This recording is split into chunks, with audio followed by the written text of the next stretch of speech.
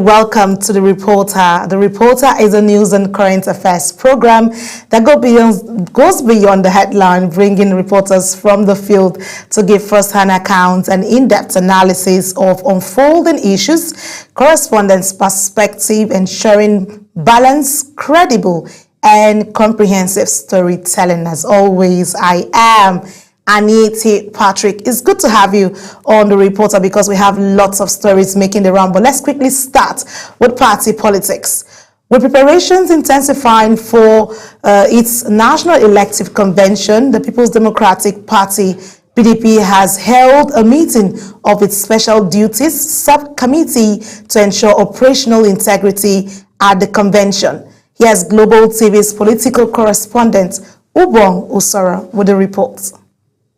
With less than a month to the PDP National Convention, members of the Special Duties Subcommittee have been charged to ensure the smooth coordination of all subcommittees. Speaking at the inauguration, the chairman of the subcommittee and governor of Zamfara State, Dauda Lawal, said the committee is responsible for collecting and scrutinizing budgets from other subcommittees, raising and disbursing funds for the convention, and performing other functions assigned by the convention planning committee.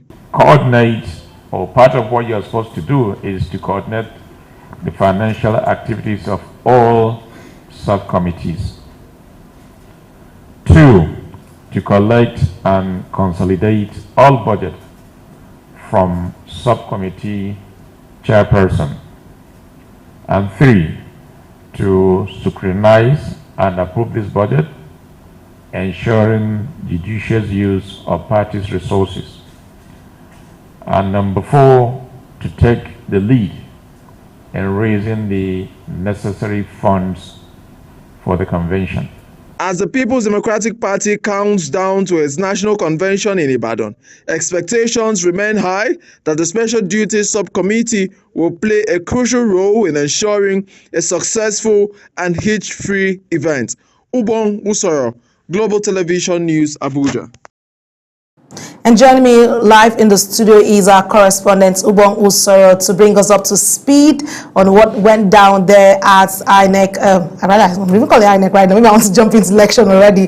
But that's the PDP committee sitting there. But let's find out from Usoro what this is about. Sorry, it's good to have you in the studio. Thank you so much. Always a pleasure to join you. Always a pleasure because it's the season for politics and a lot of rearrangements, realignment is happening. But here we have it. Let's quickly find out from you. How will the PDP Special Duties Subcommittee ensure that transparent and efficient coordination among all convention planning subcommittees ahead of the National Elective Convention will take place for them? All right, so the PDP subcommittee is one of a very numerous committee, about more than 12 committees that are being set up to help plan for the convention that is coming up on the 14th and the 15th in Ibadan, Oyo State capital. Right, so it's the National Elective Convention is different from the convention that throws up party candidates. Okay. This one is for candidates that will represent the party in elective position. Okay. So we are going to have on the 14th, 15th morning, we should be having a new PDP chairman. Oh, great. And all of that. So so the delegates are known. The list of the delegates were published. So if you are a candidate, you can go around, go through all of the states and campaign, negotiate with the delegate to have them vote you when they get to Ibadan. Okay. And this particular subcommittee, chaired by the governor of Zamfara State, Dauda Lawal, is in charge of mobilizing resources because they are going to need money, a lot of money. I saw that the publicity subcommittee, which I work very closely with, I saw their budget and it runs into millions of naira. So you can think about all the other venue, entertainment, every other subcommittee will need a lot of money. So this subcommittee will mobilize money. Okay.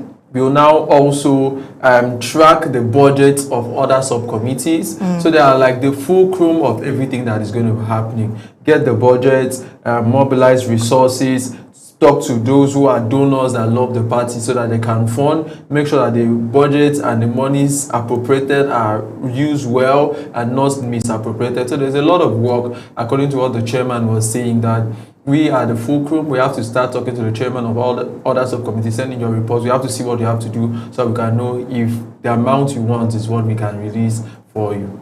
Well, talking about the fact that there's a budget in place to manage all the subcommittees, let's look at the budget scrutiny, the fundraising, which part of what you've just raised, and the disbursement to guarantee a smooth convention, because there's a whole lot happening in the PDP. A lot of people, we know that's what's happening. Every party has internal crisis and all that. But the PDP is one party that has been there for years. And with what's happening within the party, was the scrutiny put in place to check the budget provision for each of the subcommittees? I think this is going to be also a litmus test, because there's been a lot of accusation about the PDP mismanagement of funds. Remember, at the time, the PDP raised more than 16 billion naira to complete its national secretariat that is not far from here, and they've not been able to complete that building after so many years, even when they were in power. And there were lots of talks about what happened to the money being raised. So this particular subcommittee will talk to donors. There are still a lot of rich people who are friends to the PDP. They still have a lot of former governors, former senators who may want to support the party. So they will be able to gather all the funds and also make sure that the funds are judiciously used. You know, this particular governor, Governor Dauda Lawal, like he mentioned today, he has a background in accounting, according to him. So you should understand what it means to appropriate monies, funds, and use it very well. I talk about the crisis. There's a lot of crisis at this moment, but they say what we heard at the National Secretariat, Wadata House, was that they will push ahead with the convention, but they are already in court. Some people are saying that the convention should not hold, and some people are even saying that some consensus party candidates like Turaki, that was, you know, talked about by the northern part, that this is the candidate we want to present for chairmanship. Some people are saying we are not in support. So there seem to be a lot of problems, but let's just believe they're able to shake it off, because whatever you think of them, Nigeria needs a vibrant opposition. And at this point, would you say the PDP is still vibrant? We're looking at what's playing out right now. They're vibrant. They are losing people every day. Right? So that's where the question comes in, because we have the ADC who's also having their own strong words going out ahead of 2027. So I'm looking at all of this arrangements and realignments and alignment to see what happens for them ahead of 2027, because this convention is also part of what they're doing to ensure that the house is fixed. This will ensure the leadership that will now produce the presidential candidates ahead of 2027. Well, thank you so much, Ubong, but I will still need you to be here with me because I still have updates to get from you. Well, away from politics, in commemoration of the United Nations World Development Information Day, stakeholders have called for stronger information systems, better data governance, and policies that bridge the persistent gap between knowledge and action. Ubong Usoro again reports. The 2025 United Nations World Development Information Day echoed a clear message that timely, accurate, and accessible information is the backbone of sustainable development. With the theme Information for Development, Bridging Knowledge and Action in Africa, the event brought together educators, policymakers, students, and development experts to examine how Africa can transform knowledge into measurable progress.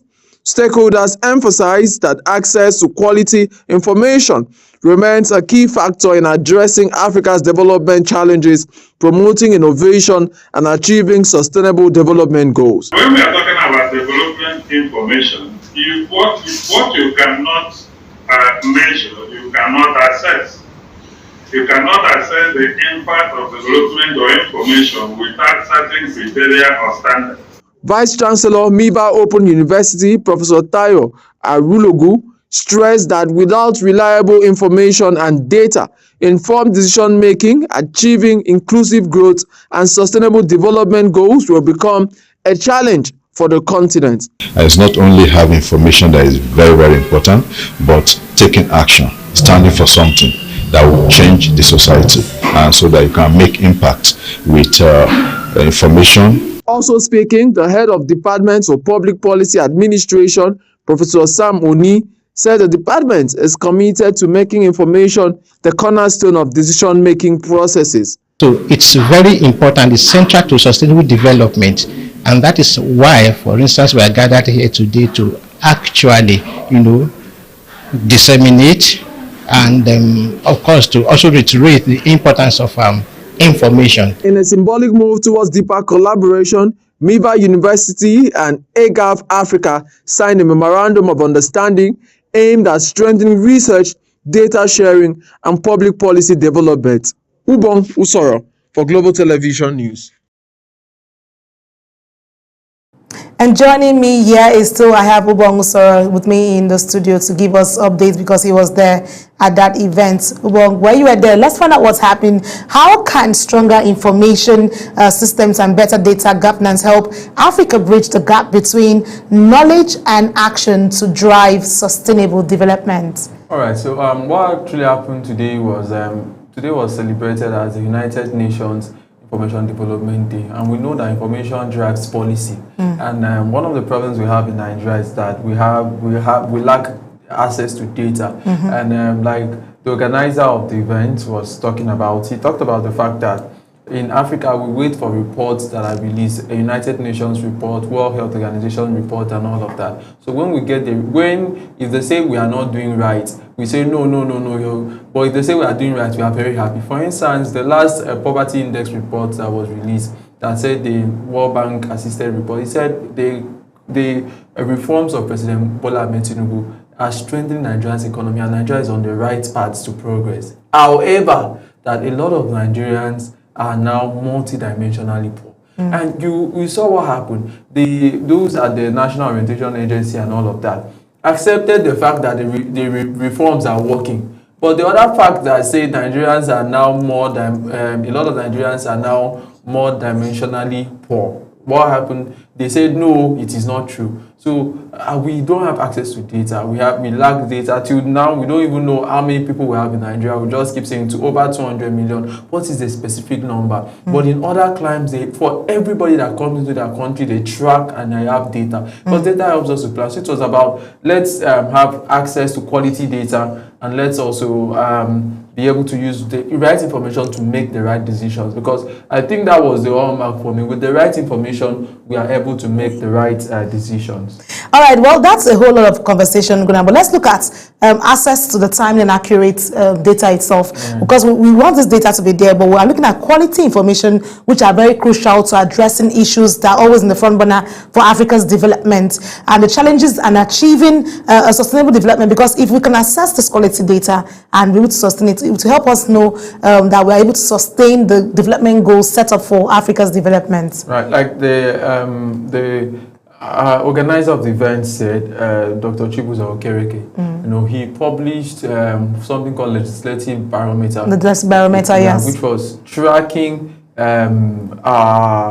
those in our houses. Yeah, exactly. The Senate and tracking every piece of legislation, tracking every piece of motion, every piece of petition. And that's data. That's what we need. So we can now use some key index to now know this senator is representing us well, this one is not representing. There are actually tools that can be used to help us do. So when we are able to now track development records, like track our governors, what are the development and make them have accountability and all that. At the end of the day, we can now point it out and say this governor is not able to do this and do that. It's not because we are APC or PDP. It's because the indices are clear and the tools are there for everybody to see, and we've been able to track it, right? So then we can now start talking about sustainable development goals, because these are goals that are trackable. But the problem we have is that, for instance, there's something we covered the other day, World Bank assisted project to $20,000. That's over 20 billion naira put into 2 states that the project will be carried out in Bayelsa and Rivers State. Okay. Wonderful projects, wonderful initiative. But who's going to do the tracking?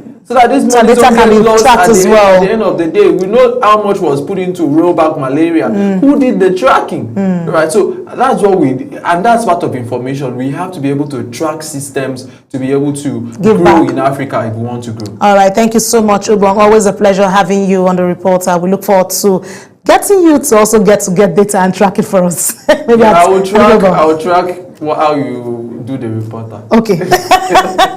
Thank you so much. I'll wait for Ubong before he keeps data account with me. On the foreign scene, United Nations Development Program's Deputy Representative in Syria, Rauhi Afghani, says the country must be swift about rebuilding in order to bring stability to the wider region. Yes, Uyi Agumofugbe's reports that Afghani, during his visit to Geneva, noted that reconstruction is one of the most significant challenges facing Syria's new Islamist authorities after the overthrow of longtime ruler Bashar al-Assad last December. Let's take the report. The Syrian civil war, which erupted in 2011 with Assad's brutal repression of anti-government protests, killed over 500,000 people and devastated the country's infrastructure. The World Bank this week estimated that Syria's post-war reconstruction could cost up to $216 billion, further deepening the desperate need for essential supplies. Look, first and foremost, the international community should definitely rush into rebuilding Syria because of the Syrian people first. Okay, that's one. Because we want to make sure that the Syrian people, they have a secure future, being able to rebuild their lives and being able to live in peace and security. Afghani says the humanitarian burden is huge, stating that he could not put a price tag on rebuilding Syria, but described the needs as massive. Right now we have about 16.5 million people are in need for humanitarian access. We have about 7.4 million IDPs and millions of refugees, obviously. The country has a huge issue of unexploded coordinates. The economy has contracted drastically. The GDP of Syria now, it's less than half of what it used to be before the conflict. Across the country, he said governors had told him about the massive need for housing, schools and health centers, as well as electricity and water. Uyi Agumofugbe, reporting for Global TV News. And joining me right here in the studio is our foreign affairs correspondent, Uyi Agumofugbe, to give us reports and updates on what's happening there in Syria. Uyi, it's good to always have you. Like I call you the prof. Thank you so much. It's good to have you because I think with time we put out this professorship to able to put out all. But let's get straight to this. Why does the United Nations Development Programme believe Syria must accelerate its rebuilding efforts to ensure regional stability with all that's happening in Syria? The world is a connected place and regions are even more integrated. Yeah. Right? If you look at the Middle East, for example, whatever happens in one country has a very significant tendency, right, to reverberate across the region. And that's why, for example, the issue of Israel-Hamas crisis is very concerning. So if you narrow that down to this issue regarding Syria, you realize that the real challenge is that there's so much of damage has been done to that country, all thanks to the former, well, some people now call him dictator, Bashar al-Assad, who by December last year had already been defeated, and now you have the Islamist guys there who have taken over leadership. So one of the things that makes it a bit complicated is that the leadership, the government in that country at this moment is trying to find legitimacy. And that's why you see the leader traveling across the world, trying to have a handshake, with leaders across other regions, just to ensure that he legitimizes his leadership. But on the ground, there's a whole lot of problem. Rebuilding is what has to start going on in real terms. And the United Nations concern is that the bulk of the problem is humanitarian in nature, just like you have in Gaza as well. So he's saying that, first of all, you're going to need a lot of resources to make that happen. The Syrian people must take responsibility for that process. The United Nations must be seen to be critically involved in it. And then, of course, the goal must be to bring stabilization or stability to the entire region. Okay, so if all that is plain, let's look at what are the major challenges and the financial implications with all of this put in place, because you talked about it being a humanitarian issue. Look at the implications are that Syria's new authorities are facing in their post-war reconstruction process, because if you have war, it gives you the issue of destruction. But when you're going back to now reconstruct or rebuild the city, there's a whole lot of financial implications. So who takes care or who comes to the aid of these people at this point? Quite challenging. First of all, let's talk about what the cost will be. We can't put a number to it because even the UN is saying that it cannot say specifically what it will cost, but it has given an insight into the enormity of work that needs to be done. First of all, people need to return. And the UN's concern at this point is that that return must be one that is human, and humane, must be one that is dignifying, and must also be seen to be voluntary. So you don't have to force people to come back. Actually. All right. And he's also saying that those coming back today were not better off where they had run to. So they are not coming back better Syrians than they had been. Because they've had their psychological trauma going and all of those things. In fact, it's even saying that those coming from Europe, yes, they may be well off. But again, you are looking at the numbers. They are coming back in trickles. So that doesn't really solve the problems, like scratching the surface. And then you have issues around ordinances like IEDs that have not been detonated. So these are still concerns that the UN says the Syria people, and of course, indeed, the Syria government, as we now know it, must take responsibility for. So going forward, while on the one hand, you can't put a finger on what it will cost to do this cleaning, as it were, but the UN is saying that let's start from somewhere. Let's deal with the humanitarian problems first. And then the technical ones, we can get those who have specialty in those areas to also address them. Well, we hope that when all of this put in place, that Syria becomes sane, and then the authorities will be able to deal with the post-war. Because one thing is I always tell people it's better to have peace than go to war, because at the point of war, there's a whole lot, the impact that comes on people is always very devastating and challenging for people to recover. I'm always tempted to call you peace ambassador. Thank you so much, Oyi. It's always a delight having you on The Reporter, and we look forward to more updates. Well, that's it. It's been an amazing time here on The Reporter, and we want to tell you that other stories to make it around, but because we'll have a lot lined up of our programming, well, this is where we'll have to draw the curtains on the program The Reporter. We hope we brought you all the necessary information you needed to have today on The Reporter. Until the next time when we come your way, don't forget that Global Television is on DSTV channel 365 and on Star Times channel 276. And also follow us on all our social media platforms now showing on your screen using at Global TV NG. Until the next time, like I always say, have a lovely day ahead of you. I am Aniti Patrick. Bye for now.